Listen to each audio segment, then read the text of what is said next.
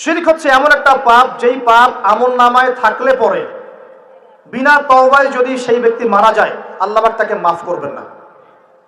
ভালো করে শোনেন, শিরক এমন একটা পাপ, যে পাপ যদি আমলনামায় থেকে যায়, বিনা তওবায় সে মারা যায়, শিরকের পাপ নিয়ে আল্লাহর সামনে দাঁড়ায়, আল্লাহ তাকে মাফ করবেন না। দলিল সূরা নিসা, আল্লাহ পাক বলছেন, ইন্নাল্লাহা লা ইয়াগফিরু আন ইউশরাকা বিহি ওয়া ইয়াগফিরু মা দুনা যালিকা লিমান ইয়াশা। আল্লাহ পাক তার সাথে শিরকের গুনাহ মাফ করবেন না, এছাড়া যে কোনো গুনাহ যাকে ইচ্ছা মাফ করবেন। বুঝাচ্ছি, মনে করেন একজন ব্যক্তি জেনা করেছে, কথার কথা নাউযুবিল্লাহ, একজন ব্যক্তি জেনা করেছে বা মিথ্যা কথা বলেছে বা ধরেন মদ খেয়েছে ইত্যাদি। এখন সে তওবা করলে তো মাফ পেতই, তওবা করলে মাফ হতো না?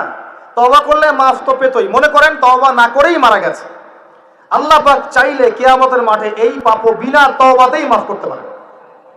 কথা বুঝতে পারছেন? বুঝতে পারছেন না মনে হয়। মনে করেন একজন ব্যক্তি মদ খেয়েছে, জেনা করেছে ইত্যাদি, সে তওবা করার ফুরসত পায় নাই, বিনা তওবায় মারা গেছে।